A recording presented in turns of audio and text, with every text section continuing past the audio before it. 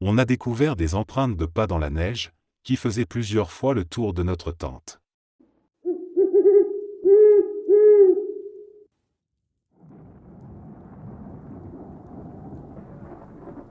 Je passais beaucoup de temps à explorer des bâtiments abandonnés avec mes amis, à prendre des photos, à chercher des trucs sympas, etc.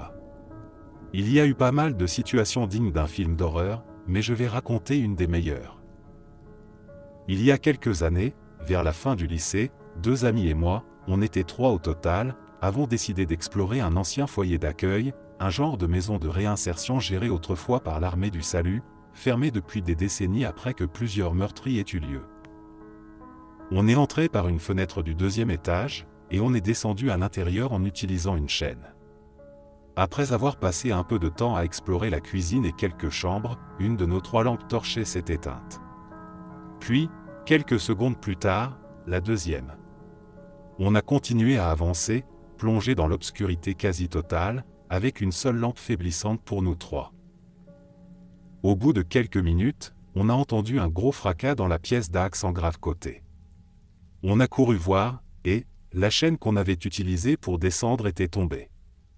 On était coincé à l'intérieur. On a décidé de continuer à explorer tout en cherchant une sortie. Au bout d'un moment, j'ai commencé à entendre une musique lointaine venant du fond du couloir. J'ai demandé si mes potes l'entendaient aussi, ils ont hoché la tête. Plus on s'approchait, plus c'était clair, quelqu'un jouait du piano dans la pièce d'axe en grave côté. On a tourné au coin, au moment exact où la musique s'est arrêtée. La pièce était vide, poussiéreuse, avec un vieux piano dans un coin. En l'examinant de plus près, on a vu que les touches étaient recouvertes d'une épaisse couche de poussière, l'instrument n'avait clairement pas été joué depuis des années. Là, on a vraiment commencé à flipper. On s'est mis à chercher une issue de plus en plus frénétiquement. Après plusieurs minutes sans succès, on a décidé de s'installer dans une des chambres les moins glauques pour réfléchir. Et c'est là que, sorti de nulle part, le plus minuscule, le plus vieux et le plus fripé des mecs que j'ai jamais vu est apparu. Il n'a rien dit, pendant ce qui m'a paru être la minute la plus longue de ma vie, pendant qu'on essayait tous de comprendre ce que ce fantôme nous voulait. Finalement, il a soufflé, « Suivez-moi ». Puis il a tourné les talons et a commencé à marcher dans le couloir. Après quelques secondes d'hésitation, on a pris nos affaires et on l'a suivi. En quelques pas, il a sorti un trousseau de clés digne du gardien des enfers lui-même, et a ouvert une énorme porte en bois ancien, qui menait vers le couloir le plus accueillant que j'ai jamais vu. On l'a suivi dans les escaliers grinçants, en enjambant des rats, pataugeant dans l'eau, nous baissant sous des tuyaux rouillés, suivant ce vieillard avec sa lampe à huile pendant au moins 5 minutes. Finalement, on est arrivé devant une porte plus récente, qui donnait sur la cour d'un complexe industriel voisin. Là, il nous a souhaité une bonne journée, et on est parti, complètement secoué par toute cette aventure. À ce jour, je n'ai toujours aucune idée de ce que ce fossile vivant fichait là.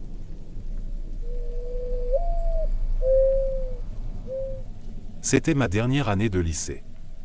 Par une douce soirée de mai, je me préparais à aller me coucher quand j'ai entendu des cris venant de l'extérieur. Je n'y ai pas vraiment prêté attention, jusqu'à ce que je sois enfin allongé dans mon lit. Peu de temps après avoir fermé les yeux, j'ai entendu, à travers ma fenêtre de chambre ouverte, « Je veux te baiser ». J'étais troublé. Je me suis levé et j'ai regardé par la fenêtre. Là, mon voisin se tenait près de la clôture qui séparait nos jardins, les yeux levés vers ma fenêtre. J'étais assez terrifié, je me demandais si je devais en parler à mes parents. Mais il faisait sombre, et je n'étais pas sûr qu'il s'adressait vraiment à moi, ou à quelqu'un d'autre que je ne voyais pas. Je ne le connaissais pas bien. Nous n'avions jamais échangé un mot. Je me suis dit qu'il n'y avait peut-être pas de raison d'en faire toute une histoire. Le lendemain matin, j'étais seul à la maison, en train de me préparer pour aller à l'école. J'ai vu mon voisin traîner dans son jardin, et nos regards se sont croisés maladroitement à travers la fenêtre du salon. Je n'y ai pas vraiment prêté attention. Vers 8h30, j'ai entendu mon chien, attaché derrière la maison, aboyer, des aboiements de plus en plus agressifs.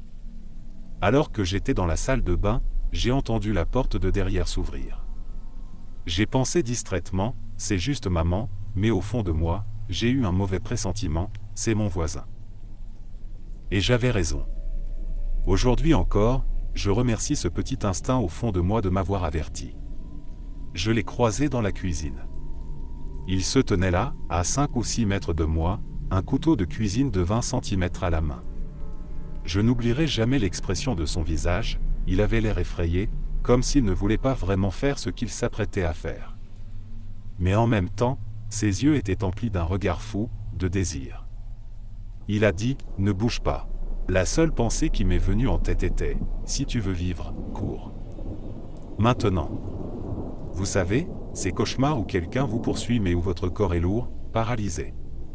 C'est exactement ce que j'ai ressenti à ce moment-là. Je voulais m'évanouir, et je suis tellement reconnaissante de ne pas l'avoir fait. J'ai couru hors de la maison en criant. Je suis tombé dans les escaliers menant au porche, je me suis relevé, et j'ai frappé à 2 ou 3 portes avant que quelqu'un finisse par ouvrir. Toute la police de la ville est arrivée. Mon voisin est retourné chez lui. Apparemment, c'était un alcoolique en rechute, et il avait bu 2 litres de vodka la veille. Il a avoué à la police qu'il m'espionnait depuis des mois à travers ma fenêtre de chambre. Lors de la perquisition, ils ont trouvé chez lui des photos de moi, accompagnées de descriptions explicites de ce qu'il projetait de me faire. Je faisais du camping dans les bois, dans le nord-est de la Pennsylvanie, avec ma copine de l'époque. La première nuit, on pensait être seul sous la tente. Mais le lendemain matin, on a découvert des empreintes de pas dans la neige, qui faisaient plusieurs fois le tour de notre tente. C'étaient clairement des traces humaines, des traces de bottes. On a été un peu flippés, mais on a décidé de rester une nuit de plus. C'est la nuit suivante que ça a vraiment viré au cauchemar. On était dans la tente, en train de s'embrasser, et j'étais en train de mettre un préservatif. Elle était censée prendre la pilule, mais elle avait oublié de l'emporter pour le voyage, donc on ne voulait prendre aucun risque. J'avais seulement le paquet de 3 capotes qu'ils vendent au Wawa, parce que ces connards d'Acme avaient décidé de mettre les boîtes de préservatifs sous vitrine fermée, à côté de la pharmacie. Il fallait demander à la pharmacienne de déverrouiller la vitrine, et elle me lançait toujours ce regard désapprobateur en disant « Tu n'es pas un peu jeune pour ça ». Une fois, je l'ai traitée de connasse à voix basse, et elle a dû m'entendre, parce que maintenant, dès qu'elle me voit arriver au comptoir, elle part se planquer dans l'arrière-boutique et elle n'en sort pas tant que je ne suis pas parti. Une fois, j'ai essayé de l'attendre pendant 20 minutes, et elle a finalement dû sortir quand un vieux est entré pour chercher ses médicaments contre l'hypertension. Ce jour-là, je lui ai demandé des capotes Magnum, du lubrifiant et tous les trucs bizarres qu'ils vendent, juste pour la mettre encore plus mal à l'aise.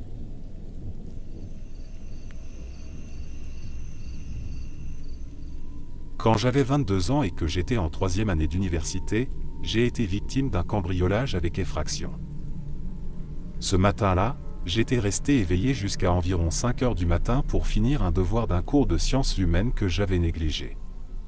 Après m'être enfin écroulé pendant quelques heures, le cours était à 9 heures, je suis tombé dans ce genre de sommeil où l'on reste plus ou moins conscient de ce qui se passe. Vers 8 heures, j'ai entendu un de mes colocataires quitter l'appartement pour aller en cours, rien d'anormal. Mais peu après, j'ai entendu la sonnette de la porte d'entrée retentir de façon insistante. J'ai pensé que ma colocataire avait oublié quelque chose, qu'elle s'était enfermée dehors et qu'elle allait être en retard. Ma chambre était au sous-sol, alors je me suis levé, en caleçon, et je suis monté en haut des escaliers pour jeter un œil sur le porche, sans mes lunettes. Je suis quasiment aveugle sans mes lunettes, donc j'ai juste vu une silhouette remonter sur le porche, et clairement, ce n'était pas ma colocataire. Pensant que c'était peut-être un livreur ou quelque chose du genre, je suis redescendu pour enfiler un pantalon. Je remonte aussitôt, toujours sans lunettes, et au moment où j'arrive en haut des escaliers, j'entends la vitre de notre porte d'entrée se briser. En arrivant dans l'entrée, je vois un homme debout à l'intérieur de notre appartement. Le seul truc que j'ai trouvé à crier, c'est « ouais ». Il me répond en criant « Putain, c'est quoi ce bordel ?» et commence à fouiller dans la poche avant de son sweat à capuche gris. Par réflexe, je l'ai attrapé par les épaules et j'ai essayé de le pousser dehors. Mais en le repoussant, j'ai percuté un deuxième type qui était juste derrière lui, au moment où il sortait un cutter ou une autre lame de sa poche. J'ai lâché ses bras, et il m'a forcé à reculer jusque dans le salon. Ils m'ont fait m'allonger face contre terre, et l'un d'eux a pris ma veste qui était sur le canapé pour me la mettre sur la tête. Pensant qu'ils allaient me poignarder dans le dos pendant que j'étais allongé là, j'ai commencé à soulever doucement un coin de la veste, histoire de pouvoir voir venir ce qui allait m'arriver. Mais au même moment, l'un d'eux m'a donné un tel coup de pied dans le visage que j'ai mordu et cassé une de mes molaires du fond en deux. Pendant que je crachais des morceaux de dents et d'os, j'ai entendu qu'ils arrachaient la télé de 94 cm que j'avais achetée 2 mois plus tôt de notre meuble télé, en l'emportant avec les consoles encore branchées. J'ai entendu l'un d'eux dire « Assure-toi qu'il reste au sol ». Puis j'ai entendu la porte se refermer, une portière claquer, et une voiture démarrer en trombe devant chez nous. J'ai attendu quelques secondes pour être sûr qu'ils étaient bien partis. Pendant tout ça, j'avais entendu la douche s'arrêter dans l'appartement. À l'époque, je vivais avec 2 colocataires filles, l'une était partie en cours, l'autre était manifestement encore là. J'ai sauté sur mes pieds et couru jusqu'à la salle de bain. Sachant qu'elle devait être morte de peur après avoir entendu les cris et le vacarme, j'ai crié à travers la porte que c'était moi et je lui ai demandé si elle allait bien. J'ai entendu qu'elle était presque en larmes quand elle a répondu oui. Je lui ai dit de sortir, d'aller dans sa chambre et de verrouiller la porte. Ensuite, je suis descendu chercher mon téléphone et j'ai appelé la police. Ils sont arrivés et ont commencé les questions. Ce jour-là, je suis quand même allé en cours pour rendre mon devoir, avant de partir chez mes parents, à 2 heures de route, pour aller chez le dentiste. J'ai fini par raconter l'histoire à mon professeur pour expliquer pourquoi je ne restais pas en cours, ce qui a fini par se transformer en une explication devant toute la classe d'environ 40 personnes. Je n'ai jamais récupéré ma télé ni l'argent perdu, mais ils ont attrapé l'un des types, qui était en liberté conditionnelle, et il a fini en prison, probablement pour le reste de sa vie. Il avait environ 45 ans à l'époque. Je posterai une photo du rapport de police ce soir en rentrant, si ça intéresse quelqu'un.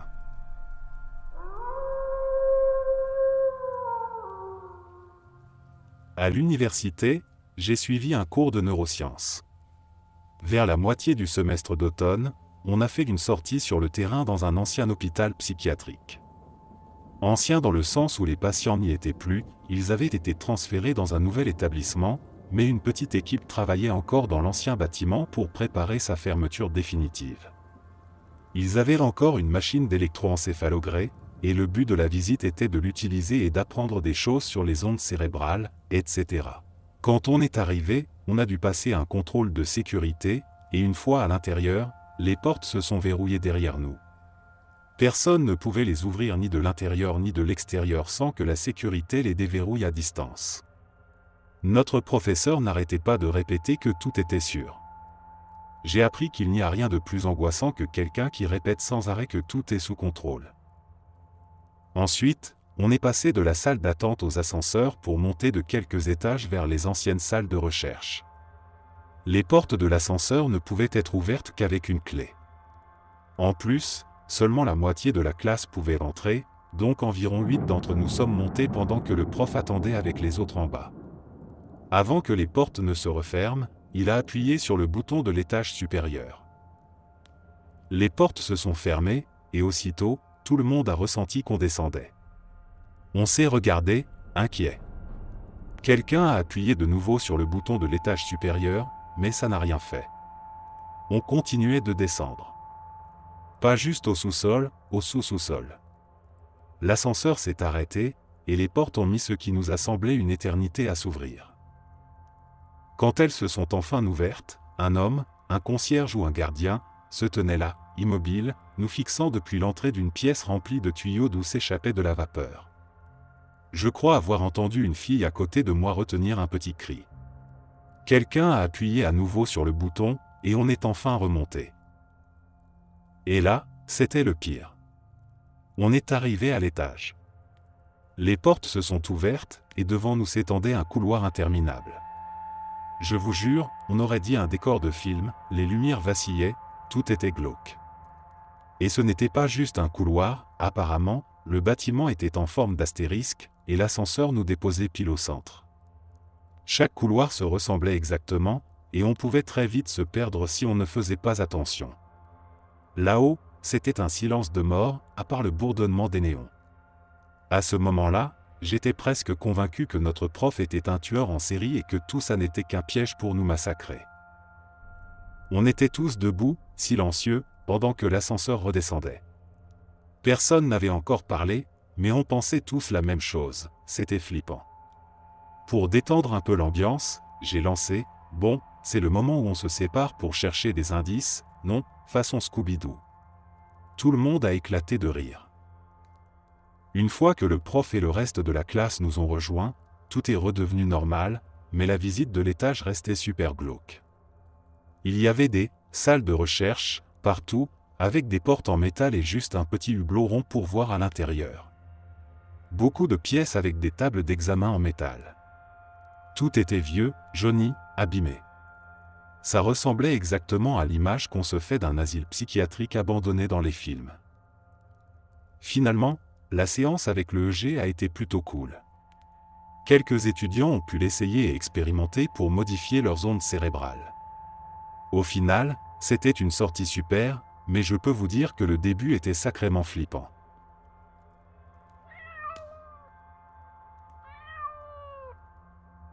Mon cousin et moi avions 17 ans. Mes parents étaient partis pour le week-end et nous avaient laissé la maison. On était sortis un moment et on était revenus pour nourrir mon chien et dîner. Mes parents m'avaient laissé la télécommande de la porte du garage pendant leur absence, que j'avais mise dans la poche de mon manteau, et oublié là, continuant à utiliser mes clés pour entrer par la porte d'entrée. Le soir, mon cousin et moi étions tranquillement en train de regarder la télé. Trop paresseux pour accrocher mon manteau, je l'avais juste laissé poser sur le canapé à côté de moi. À un moment, je me suis appuyé dessus, ce qui a déclenché l'ouverture de la porte du garage. On s'est mis à hurler, mon chien s'est mis à aboyer, on ne comprenait pas ce qui se passait. On était persuadé que quelqu'un nous observait et qu'on allait finir comme dans Scream.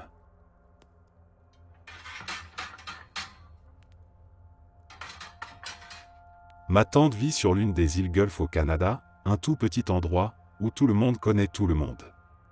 Un jour, ma sœur est partie courir dans la forêt et est tombée sur une maison abandonnée. Elle est revenue nous raconter ça, et ma tante n'avait aucune idée qu'une telle maison existait, ce qui est plutôt étrange pour une si petite île. Du coup, on y est tous retournés ensemble pour aller voir. À l'intérieur, il y avait un peu de vaisselle sale et des chaînes qui pendaient du plafond. Oui, des chaînes suspendues au plafond. Pendant toute la visite, on se disait, on est vraiment les abrutis qui entrent dans une maison de meurtrier en plein milieu de la forêt, pendant que tout le public du film hurle qu'il faut qu'on se casse. Bref, il ne s'est rien passé. On est toujours en vie. On n'y est jamais retourné depuis. J'étais avec ma copine et un autre couple, et on avait décidé de passer la soirée dans un jacuzzi. Il n'était pas très tard, peut-être 21h15, et on était juste là à discuter ensemble. Petit à petit, on a moins parlé et on s'est concentré davantage sur nos partenaires. Tout le monde passait un bon moment, et on ne faisait absolument pas attention à ce qui nous entourait. Au bout d'environ 30 minutes, l'autre fille, pas ma copine, lève les yeux et dit « C'est vraiment flippant ». On suit son regard, et sur le trottoir, juste derrière la clôture de la piscine, il y avait un homme. Il était assis sur son vélo, portant un sweat à capuche gris avec la capuche relevée et un sac à dos noir. Il était juste là, assis, la tête baissée en train de tripoter quelque chose dans ses mains.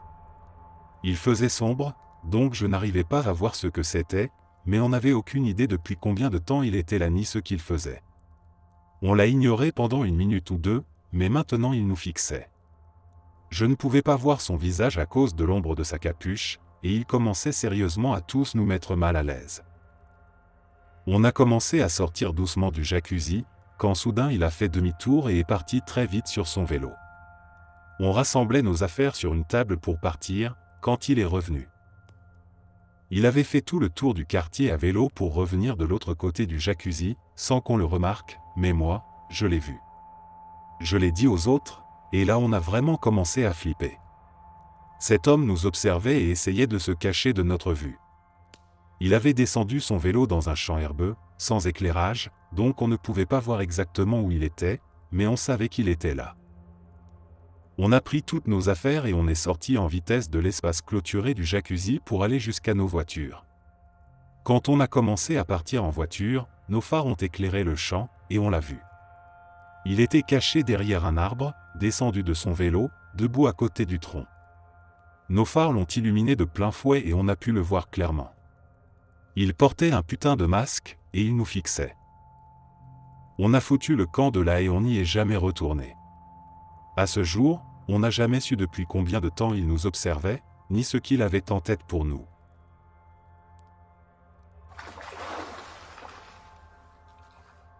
Je suis allé voir des chiots et je suis tombé sur une maison tout droit sortie du film Délivrance.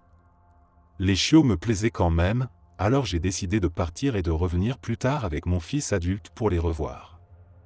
Quand je lui ai raconté l'atmosphère bizarre que j'avais ressentie, il s'est moqué de moi, disant que j'exagérais sûrement. Le lendemain, j'ai appelé l'homme pour m'assurer qu'il était là, puis mon fils et moi avons fait les 8 km pour retourner voir les chiots. Cette fois, il les avait déplacés et a insisté pour qu'on passe par sa maison pour y accéder. La maison était en réalité un garage encastré dans un talus. L'intérieur était presque plongé dans le noir, avec des séparations faites de draps et de carton. En voyant l'attitude de mon fils, j'ai compris qu'il commençait lui aussi à trouver ça louche. On est sorti, et il s'est avéré que mon fils aimait le même chiot que moi. On a dû repasser par la maison pour revenir. Mon fils est monté directement dans le camion, et pendant qu'il mettait le contact, j'ai sorti mon portefeuille. Le prix du chiot était de 50 $, mais pendant que je comptais l'argent, l'homme a dit « Pour toi, ce sera 20 et un câlin ». Et là, il a baissé sa salopette et m'a attrapé, une main sur les fesses, l'autre essayant d'atteindre ma poitrine. Mon fils a hurlé « Lâche ma mère !» pendant que je le repoussais et sautais dans le camion. Nous avons dévalé l'allée, prenant de la vitesse, alors que je m'efforçais de refermer la portière. Mon fils était sous le choc. Il m'a confié qu'à un moment, il avait eu peur que ce type sorte un fusil et nous retienne de force. Mais l'histoire ne s'est pas arrêtée là. À peine rentré chez moi, à seulement 8 km de là, j'avais déjà une douzaine de messages bizarres sur mon téléphone. Il me traquait. Ces appels sont devenus de plus en plus étranges. Ni les avertissements de mon fils ni ceux des autres n'ont suffi à l'arrêter. Mais l'appel qui m'a décidé à appeler la police a été glaçant, il a décrit en détail ce que je portais la veille. Il était sur ma propriété, je vis sur un terrain de 10 hectares dont la moitié est boisée. Il m'observait depuis les bois. L'enquête a révélé qu'il m'avait épié à plusieurs reprises. La police a été formidable et il a fini par être arrêté. Mais pendant un long moment, j'ai eu peur, même chez moi.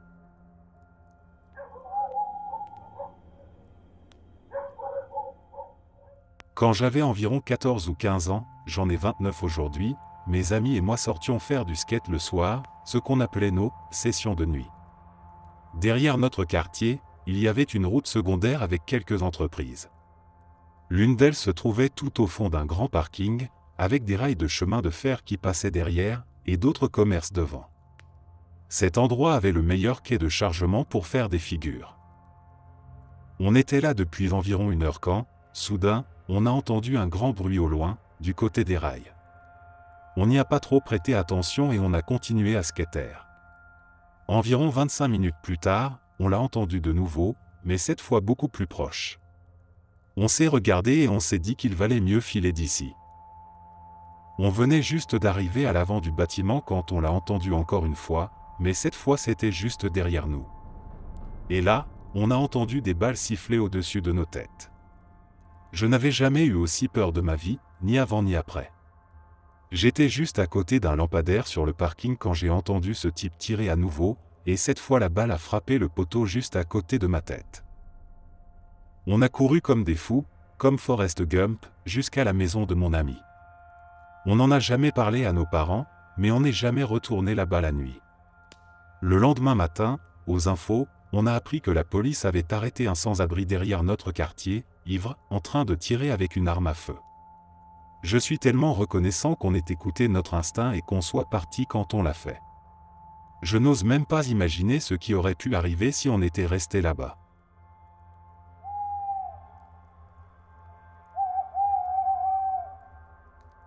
Il vivait dans une petite maison de plain-pied, que le père avait agrandie au fil des ans, ce qui en faisait une sorte de labyrinthe, avec des portes-fenêtres à plusieurs endroits.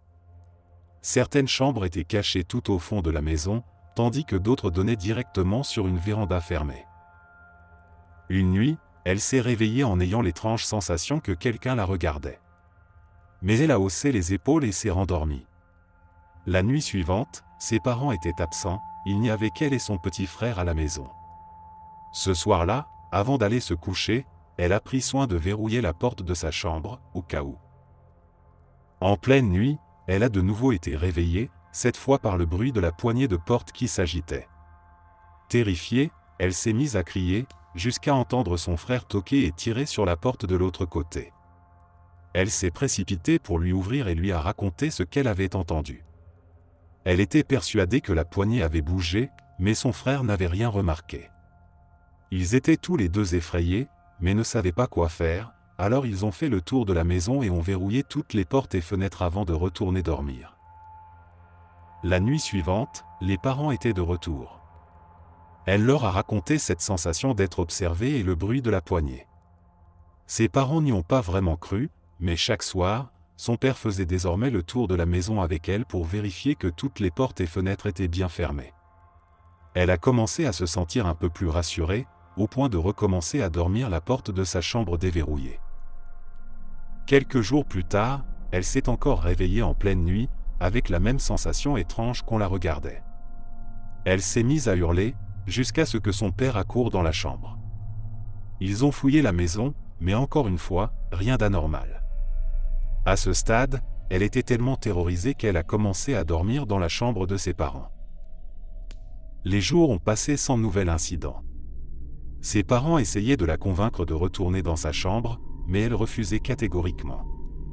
Puis, une nuit, son père s'est levé pour aller aux toilettes. La salle de bain avait une fenêtre donnant sur l'arrière de la maison. En regardant dehors, il a aperçu une silhouette sombre qui se déplaçait dans le jardin et a entendu des bruits, comme si quelqu'un essayait d'entrer. Il a fait le tour de la maison, mais n'a trouvé aucune trace d'effraction. Comme tout était verrouillé, il est retourné se coucher, en se disant qu'il alimentait peut-être les peurs irrationnelles de sa fille. Mais le lendemain matin, il est sorti inspecter les alentours de la maison. Il avait neigé dans la nuit. Dans la neige fraîche, il a vu des empreintes toutes récentes, menant à chaque fenêtre et chaque porte de la maison. On voyait clairement que quelqu'un avait essayé toutes les entrées. Il n'en revenait pas, quelqu'un avait vraiment tenté de pénétrer chez eux. Et il s'est demandé si cette personne ne s'introduisait pas déjà dans la maison les nuits où sa fille entendait ces bruits. Il a suivi les traces qui s'éloignaient de la maison. Elle menait jusqu'à une maison du quartier, où vivait un jeune garçon atteint d'un handicap mental avec ses parents. Apparemment, ce garçon s'échappait la nuit et entrait chez eux pour regarder la fille dormir. Il avait continué d'essayer, même après que toutes les portes aient été verrouillées. Sans les empreintes dans la neige, il n'aurait peut-être jamais découvert ce qui se passait.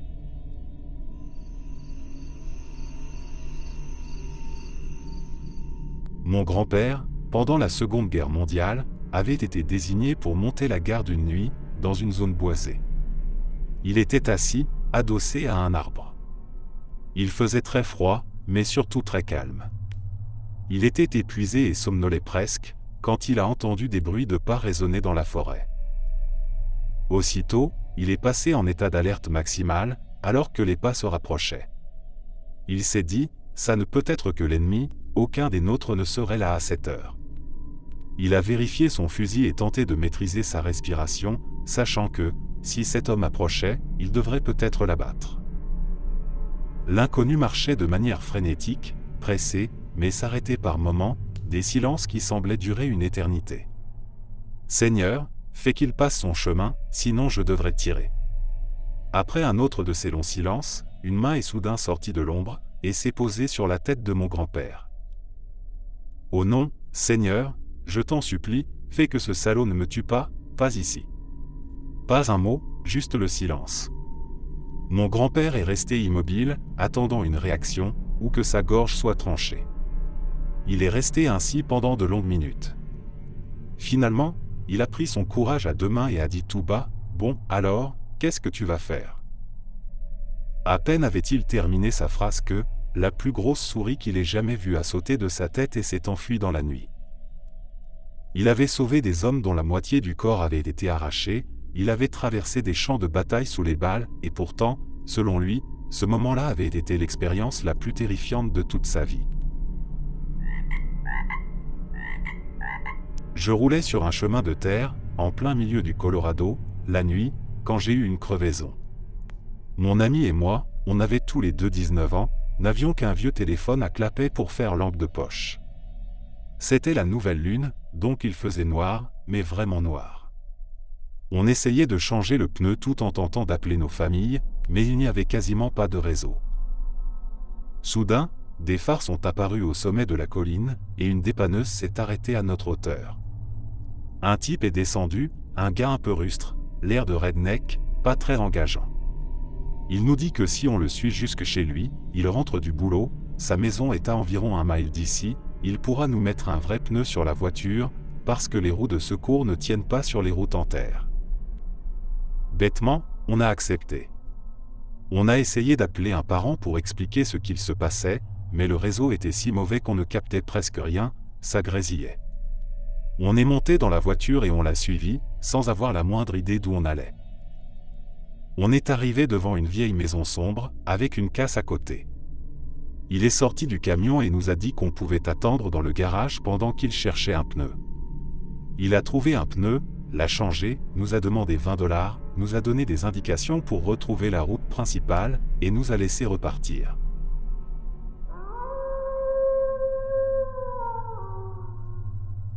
J'ai été agressé par 6 types dans une ruelle derrière un bar. Ils m'avaient traité de pédé et harcelé toute la soirée parce que je portais un costume, je bosse à la réception d'un hôtel et j'avais décidé d'aller boire une bière après une longue journée de travail. Ils ont essayé de me tabasser à mort, mais ils n'ont pas réussi. Résultat, j'ai eu une commotion cérébrale et 2 mains cassées, et 4 d'entre eux ont fini à l'hôpital. Petit ajout, il semble que pas mal de gens aient des questions ou veuillent plus de détails, donc voilà. Ça s'est passé il y a 2 ans, dans l'Oregon. Ce groupe de mecs, c'était le genre de redneck bien rustique que tout le monde essaie d'éviter. C'était la première fois que j'allais dans ce bar, j'étais d'humeur aventureuse. Ils étaient déjà bien bourrés, et c'est probablement ce qui m'a sauvé la vie, et aurait été viré plus tôt si le bar avait eu plus d'un videur. Mais c'était un mardi soir, pas grand monde dans le coin. Dès que je suis entré, ils m'ont repéré. C'était un bar miteux, personne d'autre ne portait de cravate, et les remarques ont commencé direct, il est tout ton défilé de la Gay Pride, ou encore, pourquoi c'est pas ton mec qui te paie à boire? J'ai pas trop réagi, je les ai pris pour des ivrognes débiles, et je suis sorti fumer une clope dans la ruelle derrière. C'est là que ça a dégénéré. J'étais à la moitié de ma clope quand ils sont sortis par la porte de derrière. Le videur était devant, il ne pouvait ni voir ni entendre ce qu'il se passait. Le plus grand m'a balancé un truc du genre, on va t'éclater la gueule, pédé, et il s'est avancé vers moi. Alors non, je ne suis pas un ancien militaire, ni un agent secret, ni rien de ce genre. J'ai juste eu une enfance difficile et j'ai déjà été impliqué dans plus de bastons que quiconque je connaisse, y compris contre plusieurs adversaires en même temps, et je sais comment gérer un combat où t'es en infériorité numérique. En plus, j'ai cette espèce de don pour encaisser des coups. Et eux étaient ivres, moi non, et mon vieux costume me permettait de bouger facilement. J'ai enlevé ma cravate et je suis passé en mode survie. Honnêtement, j'ai peu de souvenirs précis du combat, à part que j'ai placé quelques bons coups au début et que j'en ai mis 2 KO rapidement. À la fin, il y avait du sang éclaboussé sur le mur de briques et sur le sol, un décor digne d'un crâne fracassé contre ses surfaces. Par chance, le cuistot est sorti fumé et a vu la scène. Il a alerté le videur et ils sont venus intervenir. À ce moment-là, 3 étaient déjà par terre, inconscients et ensanglantés, un autre était debout mais avec un bras et une mâchoire cassés, et je faisais face aux 2 derniers. La police est arrivée peu après, avec les ambulances. J'ai passé quelques heures à m'expliquer et à me faire examiner. La loi ici dit qu'un groupe qui attaque un homme seul peut être inculpé de tentative de meurtre, même si personne n'est armé. Résultat, ils ont tous été poursuivis pour coups et blessures aggravées. Je n'ai même pas eu besoin de témoigner au procès, car 2 d'entre eux ont avoué et balancé les 4 autres. Bilan pour moi, 4 côtes fêlées, 2 yeux au beurre noir, 5 os de la main cassés, une entaille au front après m'être fait fracasser la tête contre une benne, une sale commotion et des phalanges bien amochées, sans parler des bleus. Bilan pour eux, un bras cassé, 3 nez cassés, 2 pommettes fracturées, une fracture de l'orbite, 2 ligaments croisés déchirés, un ligament latéral déchiré, 2 épaules déboîtées, un avant-bras cassé, 3 poignets cassés, tous avec des commotions à divers degrés, et je ne sais combien de côtes et d'os de la main fracturés. L'un d'eux est resté dans le coma 1 semaine mais s'en est sorti. La leçon, si vous pouvez éviter une situation comme celle-ci, évitez-la. Sinon, savoir encaisser et un gros coup de chance peuvent peut-être vous sauver. Et si des armes entrent en jeu, ou si vous êtes surpassé en nombre, toutes les règles sautent, il faut se battre pour survivre.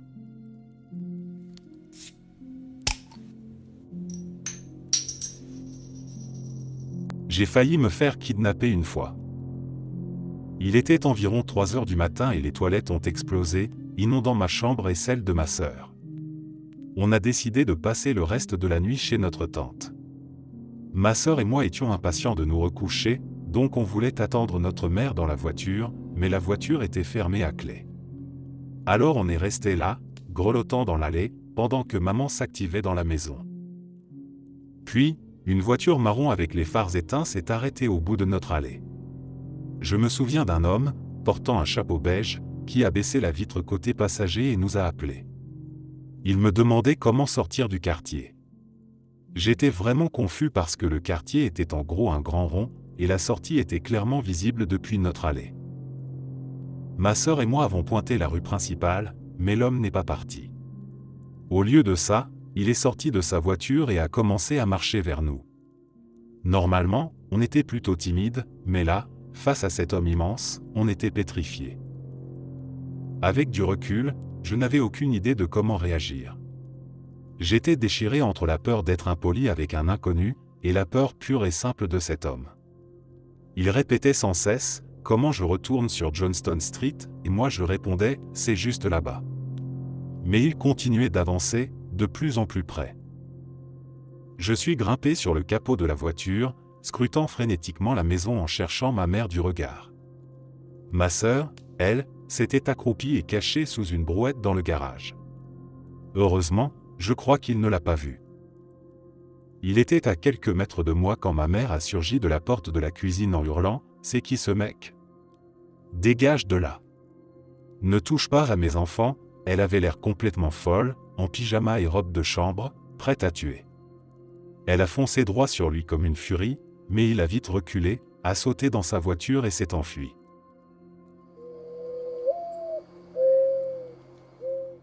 J'habite en Italie, et ça s'est passé dans la nuit noire du 28 mars 2011. Retenez bien la date, car elle sera importante dans l'explication rationnelle du phénomène dont j'ai été témoin. J'étais seul à la maison, mes parents étaient partis à la montagne pour quelques jours.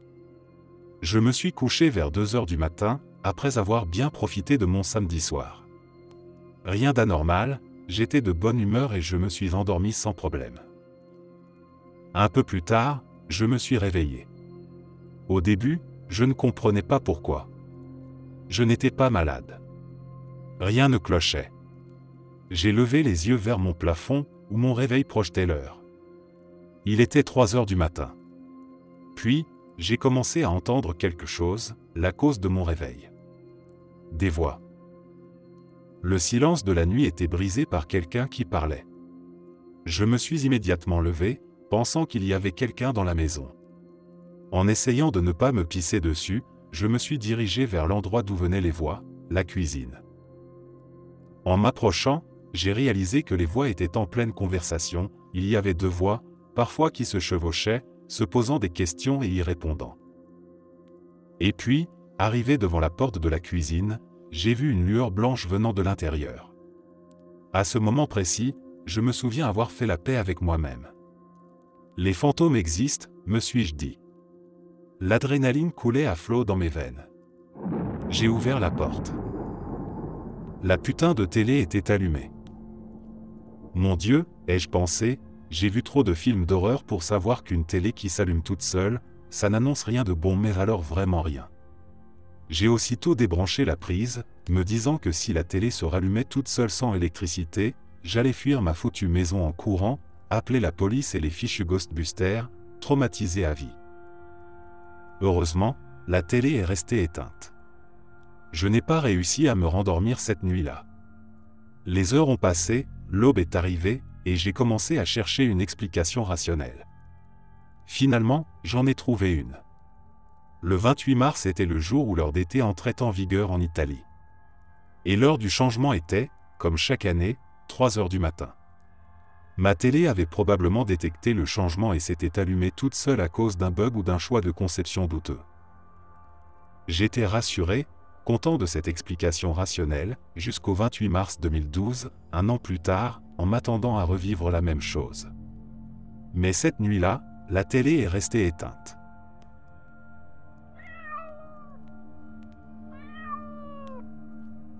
Nous traversions le pays, et nous avions déjà fait le trajet une première fois pour trouver une maison avant le déménagement. C'était 2 jours de route dans chaque sens. Je conduisais, mon mari, un peu comme Sheldon, ne conduit pas, et j'avais besoin d'une pause. À ce moment-là, n'importe quelle excuse aurait fait l'affaire. Visiter la tour, vue sur 4 états depuis le sommet, boutique de souvenirs, ai-je lu sur un panneau publicitaire en bord de route. On était déjà passé devant la tour lors de nos 2 précédents trajets, et ça ressemblait à un classique de l'Amérique profonde, un petit bâtiment style phare à côté d'un dîner boutique de souvenirs, juste visible derrière une colline, à environ un demi-kilomètre de l'autoroute. Il y avait même un panneau officiel annonçant la prochaine sortie, et ça avait l'air populaire. Il y avait toujours des voitures sur le parking, et des gens sur le balcon de la tour. Cette fois, on y va, ai-je annoncé. Mon mari a hoché la tête, d'accord. J'ai pris la sortie, et tout de suite j'ai remarqué que l'endroit avait l'air sacrément miteux pour un attrape-touriste censé être fréquenté. La route était étroite, on aurait dit que si 2 voitures voulaient se croiser, l'une devrait s'arrêter sur le bas-côté, et elle était pleine de nids de poules profonds. On voyait une petite ville de l'autre côté de la colline.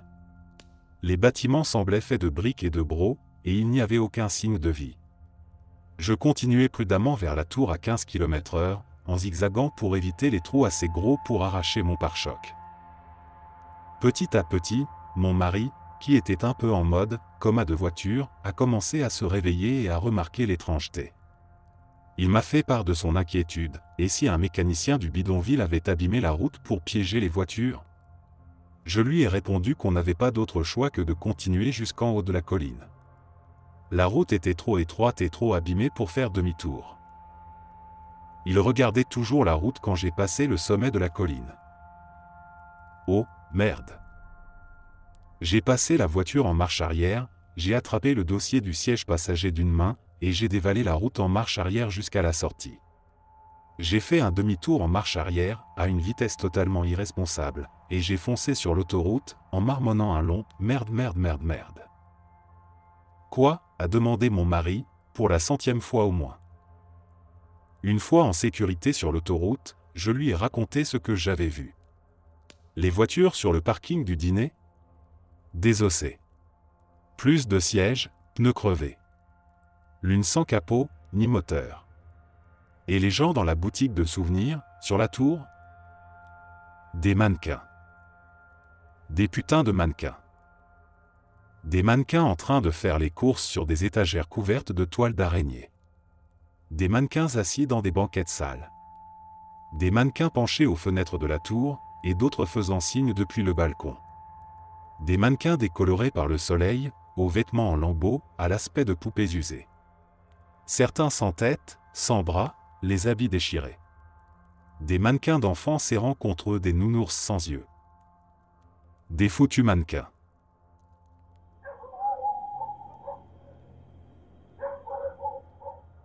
En 1990, j'avais 5 ans.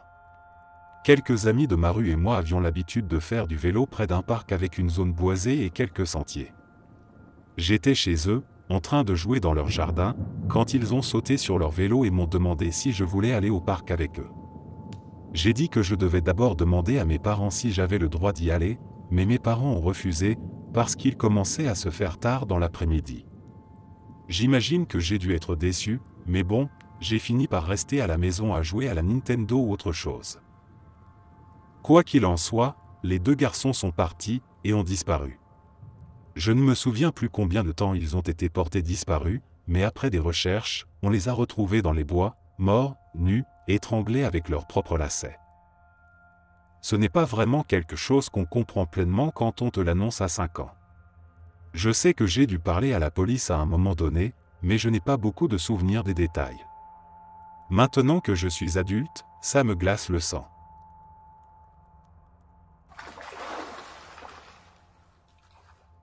J'étais à une soirée pyjama chez un ami, avec 3 autres copains. On avait prévu de passer la nuit entière à jouer à Mortal Kombat 3 Ultimate Edition en mode tournoi. Les parents de mon ami louaient cette maison temporairement, le temps que leur maison sur mesure soit construite dans une ville voisine. Il y avait une pièce de stockage au sous-sol, fermée avec un verrou et une poignée à clé. Les propriétaires de la maison y avaient laissé des affaires personnelles, et ni mon ami ni ses parents n'avaient la clé de cette pièce. Bref, à un moment de la nuit, entre 2 et 3 heures du matin, en plein finishim, on commence à entendre un bruit venant de cette direction. On allume toutes les lumières, pourquoi on joue toujours aux jeux vidéo dans le noir, et on s'approche de la porte. De l'autre côté, on entend des bruits de frottement, comme si quelque chose raclait le sol, et le bruit métallique d'un outil traîné lentement sur du béton. On était terrifiés. Et là, alors qu'on était tous collés à la porte, en train d'écouter, la poignée s'est mise à bouger.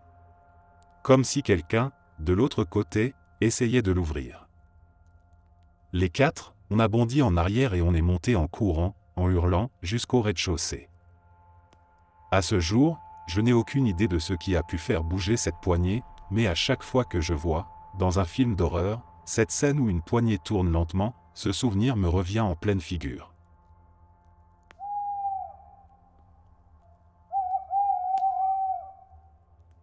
J'étais une jeune femme célibataire dans la vingtaine, et je venais tout juste d'emménager dans une nouvelle ville où je ne connaissais absolument personne. Alors, étant violoniste, et, soyons honnêtes, un peu idiote, j'ai pensé que Craigslist serait une super façon de rencontrer d'autres musiciens du coin. J'ai rencontré pas mal de gens bizarres, mais de loin le plus flippant, c'était ce monsieur plus âgé avec qui j'ai échangé quelques mets avant de me dire « Bon, ça a l'air sûr ».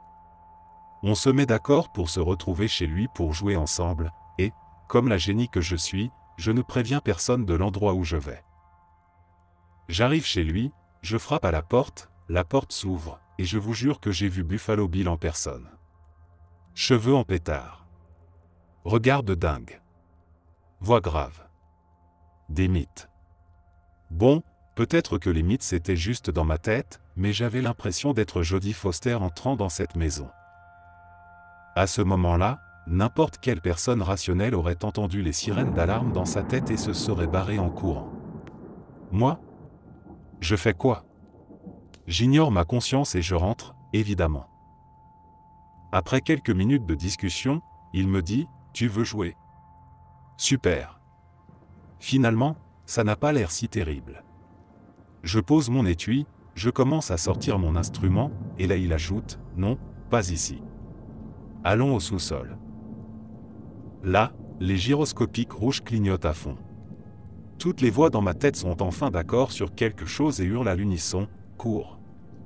Mais fidèle à mon thème de mauvaise décision, au lieu de fuir, je me dis simplement « Bon, c'est comme ça que je vais mourir. » J'avance vers la porte du sous-sol. Il me dit « Toi d'abord. » Ô Seigneur. C'est fini. Tout se déroule au ralenti. Je commence à descendre les marches, m'attendant à découvrir des murs couverts de sang, des appareils de torture, des chaînes accrochées. Et à la place, je découvre un sous-sol transformé en studio d'enregistrement incroyable. Le gars était totalement légitime. On a joué pendant des heures. Tout s'est bien passé. Crise évitée, mais ça a été la dernière fois que j'ai rencontré un inconnu seul via Craigslist.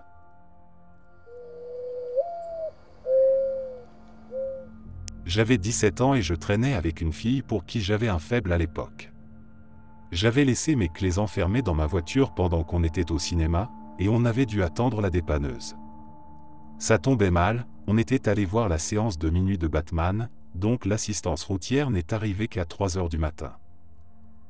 On est enfin reparti, il devait être environ 3h15. Je conduisais ma vieille Chevy Corsica de 1990, clairement pas la meilleure voiture du monde. En rentrant, on arrive à un carrefour à 4 stops dans une petite ville. Je vois un pick-up arrêté à l'intersection. J'attends pour le laisser passer, puisqu'il avait la priorité. Mais il ne bougeait pas. J'ai attendu encore un peu, toujours rien. Alors je me suis dit, bon, j'y vais doucement. À peine ai-je commencé à avancer qu'il s'est mis à rouler, juste derrière moi. Là, je commence à être un peu nerveux, il avait clairement attendu que je passe. Je tourne en direction de la maison de la fille, et le camion continue de me suivre. J'allume mes pleins phares pour mieux voir, parce que la route était vraiment sombre et sinueuse. Là, je suis sûr qu'on est suivi, et je ne sais pas quoi faire. Je lui dis de prendre son téléphone, de composer le 911 et d'être prête à appeler si besoin. Et au moment précis où je lui demande ça, tout s'éteint. Mes pleins phares lâchent, et par extension toutes mes lumières. Plus rien. Je suis plongé dans le noir total, obligé de m'arrêter complètement sinon on finirait dans le fossé. J'allume mes feux de détresse, et soudain, la voiture derrière nous a disparu. Plus de phares, plus de camions. J'avais verrouillé toutes les portes et j'essayais sans arrêt de rallumer les phares. Finalement, ils se sont rallumés, et on a pu arriver chez elle. Mais je n'oublierai jamais à quel point j'ai eu peur ce soir-là, à 17 ans. Je conduisais de Yuma, en Arizona, jusqu'à Las Vegas après avoir déposé une amie. Je n'avais ni GPS ni smartphone, et par erreur, j'ai pris une sortie d'autoroute qui m'a emmené en Californie. Quand je me suis rendu compte que je faisais fausse route, j'ai appelé mon copain de l'époque, complètement paniqué, pour essayer de comprendre où j'étais. Il est allé sur Google Maps, m'a localisé, et m'a dirigé vers une petite route secondaire qui devait me ramener vers l'autoroute principale menant au Nevada. Mais comme j'avais roulé dans la mauvaise direction pendant des heures et que j'étais en plein désert, mon réservoir était presque vide et j'étais terrifié à l'idée de tomber en panne. Il n'y avait aucune voiture sur cette route, aucun signe de civilisation. Mon copain a fini par trouver une petite ville à environ 50 km de là, et je m'y suis dirigé en espérant pouvoir faire le plein en arrivant. La nuit est tombée. Noir complet dans le désert. Et aucune lumière en vue venant de la ville que j'étais censé approcher. Puis j'ai commencé à voir des bâtiments. Des bâtiments vieux, délabrés. La ville était complètement abandonnée. Les vitres étaient brisées, des voitures et des meubles traînaient un peu partout. Et puis, il y avait du sang. De larges traces de sang striaient la route. Pas juste un petit coin, mais sur près de 500 mètres, des traînées de sang partout sur la chaussée. Je n'ai vu aucun cadavre, rien qui puisse expliquer d'où venait ce sang. Mais il était bien là, brillant sous mes phares. Et je vous jure, j'ai aperçu 2 ou 3 silhouettes se déplacer entre les bâtiments. Donc voilà, perdu en plein désert, presque à court d'essence, seul, dans une ville fantôme couverte de sang, avec des ombres qui bougent. Je n'ai jamais eu aussi peur de ma vie. Je ne regarde même pas de films d'horreur parce que je me fais facilement peur, et là, j'étais littéralement dedans. Je ne sais pas comment, mais mon réservoir a tenu encore 40 minutes jusqu'à ce que j'arrive à une petite station-service paumée. Je suis resté à l'intérieur pendant 1 heure, juste pour me calmer et être entouré de vrais gens.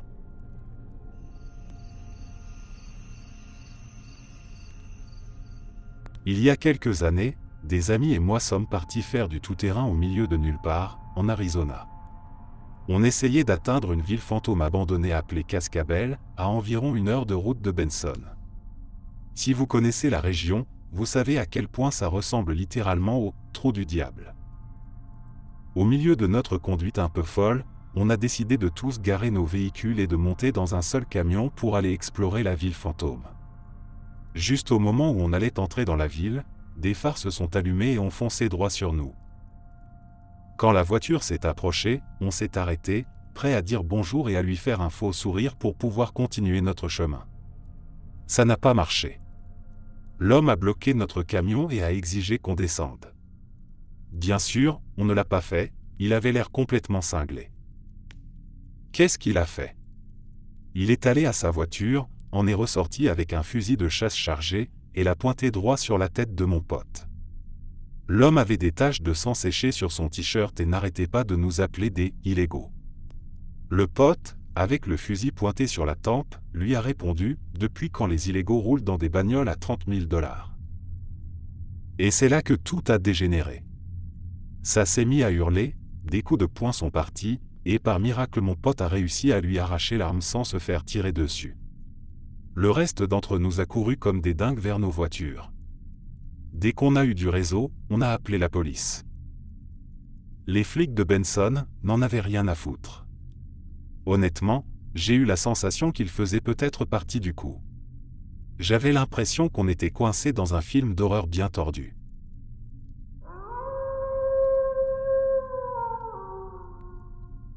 J'étais dans un hôtel à Dublin pour une seule nuit, mon vol avait été annulé et je ne pouvais pas rester à l'aéroport toute la nuit, alors j'ai pris le moins cher et le plus proche que le taxi a pu trouver à 1h du matin. Il me restait seulement 5 heures avant mon prochain vol, donc j'ai décidé de somnoler devant la télé pendant quelques heures. Je me suis réveillé quelques heures plus tard et j'ai commencé à zapper les chaînes. Vers la fin, je suis tombé sur un ensemble de 3 ou 4 chaînes vraiment étranges montrant toute la même pièce, mais avec des personnes différentes en train de dormir dedans. Sur une des chaînes, il y avait même un gars debout, accrochant des affaires, etc.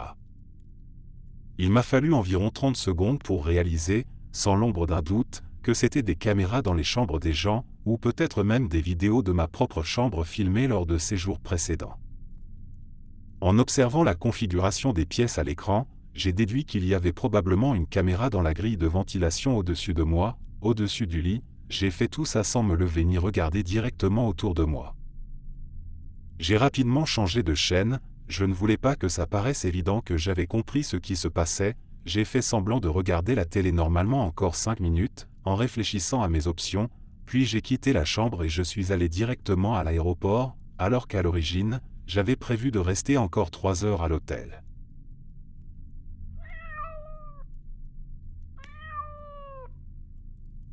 Pour mon travail, je devais aller dans différents supermarchés le week-end. J'y entrais pour m'assurer que les rayons étaient bien remplis avec les produits de mon entreprise. Ça me prenait généralement entre 30 minutes et 1h30, selon le magasin.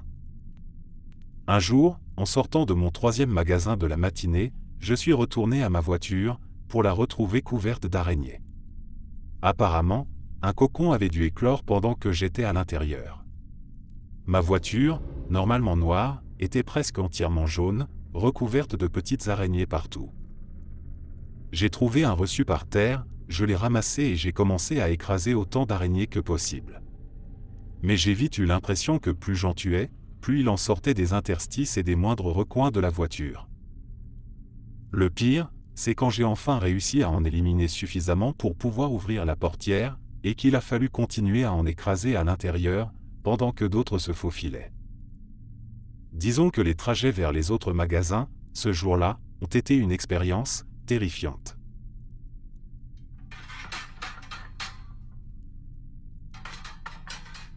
Mon grand-père est décédé avant que mes petits cousins ne naissent, donc bien sûr, ils n'ont jamais eu l'occasion de le rencontrer. Mon oncle a des photos de mon grand-père, son père, un peu partout dans la maison, surtout des vieilles photos accrochées sur le frigo avec des aimants. Mes cousins étaient très jeunes au moment de cet événement. Ils savaient parler et marcher, mais mon oncle ne leur avait pas encore montré de photos des anciens membres de la famille, donc ils n'avaient aucune idée de qui était qui. Un matin, mes cousins se sont levés et ont couru en bas comme d'habitude. Pendant que la routine matinale suivait son cours, l'un de mes cousins a pointé une photo de mon grand-père sur le frigo et a dit quelque chose comme « C'est lui ». Mon oncle, surpris, a demandé « Qui ?» Mon cousin a répondu, c'est l'homme. L'homme qui vient dans notre chambre la nuit et qui nous parle jusqu'à ce qu'on s'endorme. Mon oncle n'était pas horrifié, mais il a clairement été secoué et un peu troublé. Mes cousins n'avaient aucune idée que l'homme sur la photo était leur grand-père, donc mon oncle a été doublement surpris. Ça me donne encore des frissons aujourd'hui. Je me souviens qu'il m'avait raconté qu'après ça, il avait dit à mon cousin, « Eh bien, si tu le revois, dis-lui de venir me parler aussi. » Quand j'étais dans la vingtaine, j'ai passé un mois seul dans un chalet au bord d'un lac qui appartenait à ma grand-mère. Un week-end, quelques amis sont venus me rendre visite. À un moment donné, il était environ 3 heures du matin, j'entends la porte moustiquaire s'ouvrir et claquer plusieurs fois.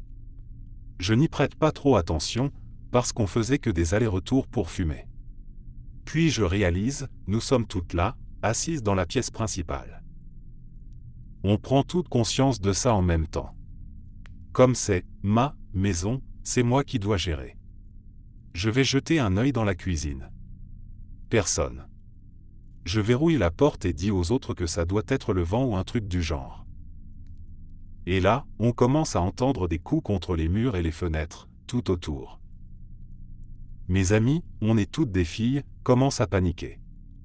Moi aussi j'ai peur, mais je suis une personne très rationnelle, donc ma seule conclusion est, il y a des gens dehors qui essaient de nous faire peur, sûrement des gamins. Je prends une lampe torche et une batte de baseball, je déverrouille la porte, je fais quelques pas dans le noir complet et je crie, « Eh !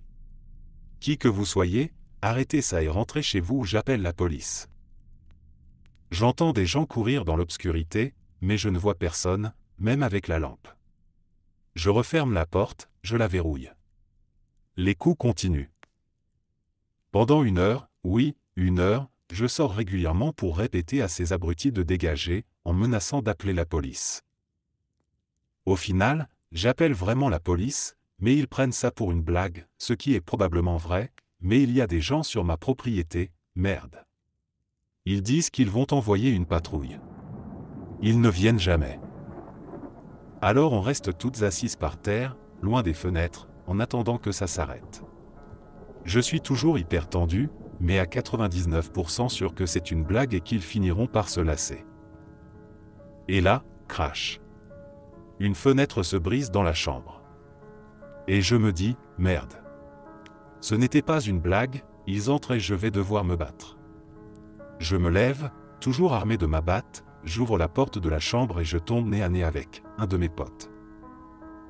En fait, lui et 2 autres avaient décidé de venir nous rendre visite en pleine nuit et de nous faire peur pour rigoler.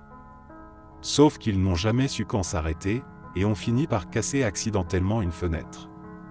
J'ai littéralement explosé et leur ai crié dessus pendant 15 bonnes minutes. Ils m'ont raconté qu'à un moment, l'un d'eux était à 2 pas de moi dans l'obscurité, et qu'il avait failli m'attraper.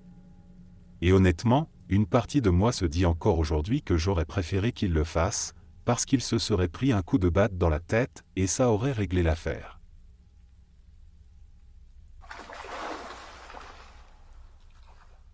Ma mère m'a raconté cette histoire récemment.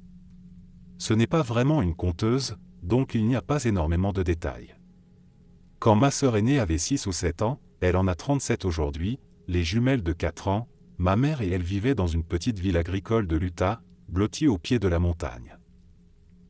Ma sœur n'arrêtait pas de se plaindre que quelqu'un frappait son lit par en dessous, en pleine nuit, et que ça la réveillait. À chaque fois, ma mère lui disait simplement de retourner dormir. Une nuit, ma mère raconte que ma sœur s'est mise à hurler à plein poumon, vers 2 heures du matin, en l'appelant pour qu'elle vienne la chercher.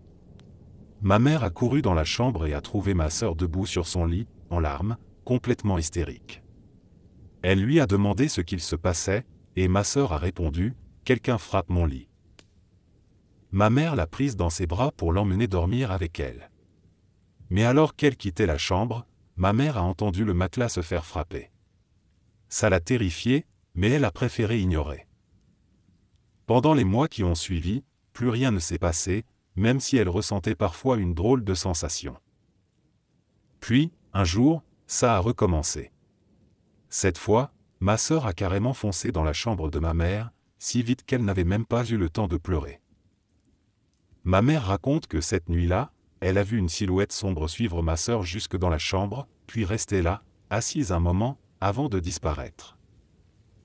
Peu de temps après, elles ont déménagé. Et plus jamais rien ne s'est produit dans leur nouvelle maison.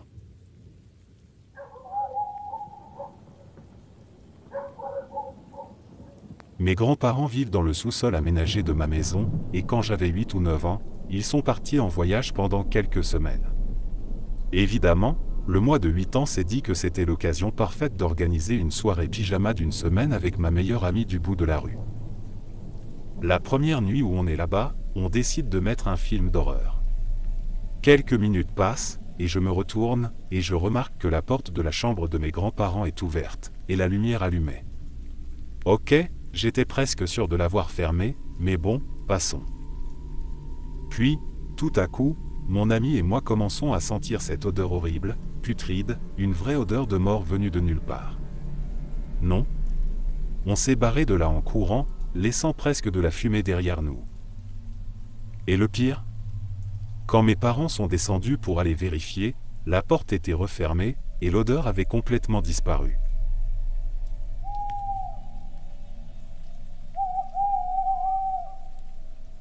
Mon père et moi faisions un road trip en Arizona quand j'avais 16 ans.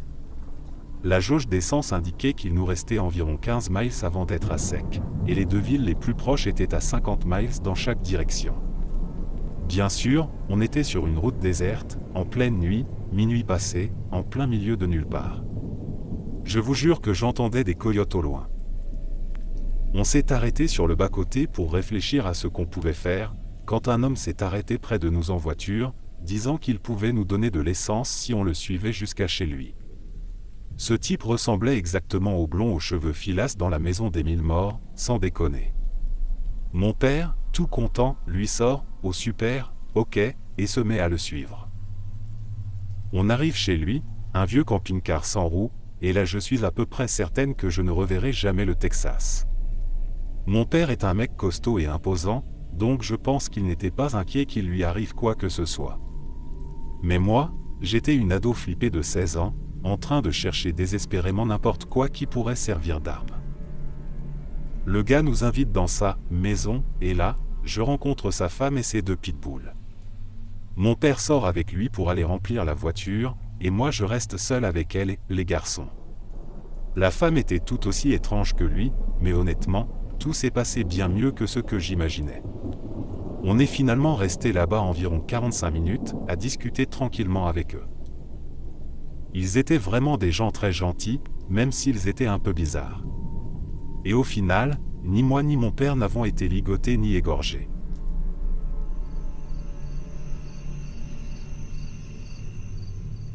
Il y a quelques années, je suis allé sur une route très isolée à quelques heures de chez moi, à cause d'un pari entre amis. Pour planter le décor, la route était très étroite, à peine assez large pour une voiture, et c'était juste un chemin de gravier, sans aucun éclairage. Après environ 1 mile, on a commencé à voir quelques maisons, avec des lumières très faibles. Comme on y était allé de nuit, notre seule source de lumière, c'était les phares de la voiture. Pendant qu'on roulait, on s'est retrouvé bloqué par plusieurs poupées cassées, les têtes tournées à l'envers, et quelques tricycles abandonnés par terre. Autant dire que ça nous a déjà bien flippé, alors on a décidé de faire demi-tour. 2 d'entre nous sont sortis de la voiture pour nous guider et vérifier qu'on ne tombe pas dans un fossé en manœuvrant.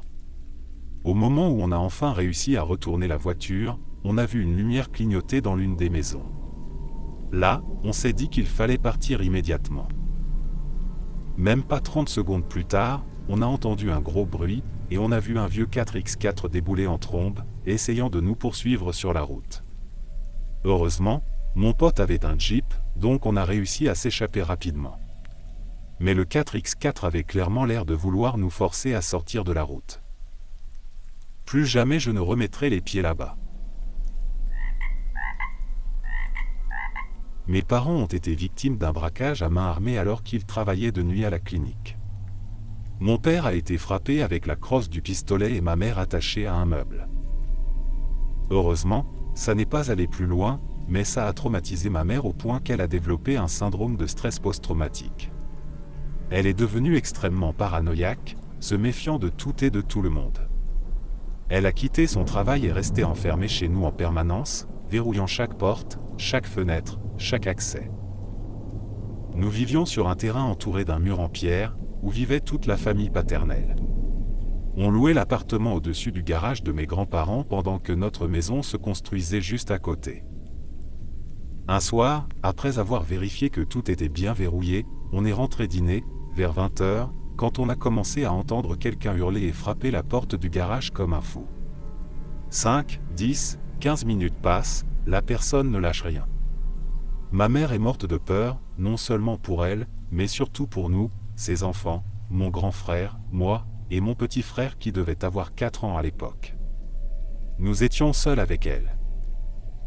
Les coups et les cris s'arrêtent un instant, mais soudain, cette personne commence à jeter des pierres par-dessus le mur, visant nos baies vitrées, tout en hurlant comme un démon. Ma mère n'en peut plus. Elle nous ordonne d'enfiler des vestes et de la suivre dans la maison en construction, pour qu'on aille s'y cacher. On entre dans le chantier, on n'y voit presque rien, car elle refusait d'allumer une lampe de peur d'attirer l'attention. Elle nous fait nous blottir dans un coin de la plus petite pièce, aujourd'hui une salle de bain, et nous dit de saisir les barres de fer qui traînaient au sol pour nous défendre, pendant qu'elle demande à mon grand frère de grimper sur son dos pour voir si quelqu'un approche dans la rue. Son plan était qu'on escalade le mur pour fuir chez une amie. Mon petit frère et moi, on serre nos barres de fer de toutes nos forces, et il fait tellement silencieux qu'on entend mon frère chuchoter « Il y a un homme qui marche dans la rue, je vois pas qui c'est ». Ma mère le fait redescendre, lui donne une autre barre et nous dit de ne surtout pas bouger ni faire de bruit. Quelques minutes passent, rien. Ma mère décide alors de jeter un œil elle-même. Elle se prépare à se hisser quand, soudain, l'ombre d'un homme en gabardine, la cape flottant autour de lui façon Batman, surgit par-dessus le mur et atterrit là où on est. Le cri de terreur pur que ma mère a poussé, je ne l'oublierai jamais. C'est un miracle que ce cri, ajouté au choc de l'apparition, nous ait figés sur place une seconde de plus, car sinon, mon oncle se serait probablement fait battre à mort à coups de barre de fer. Il s'avérait qu'il avait oublié ses clés.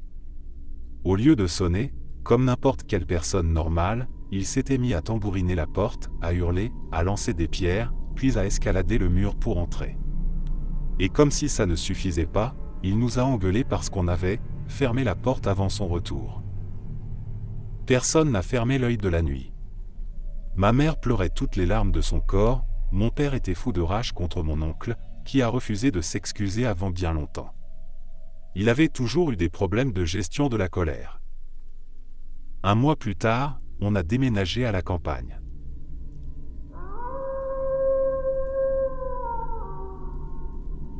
Quand j'avais environ 6 ou 7 ans, mon père a laissé ma sœur, qui en avait 9 à l'époque, et moi seul à la maison pour la première fois.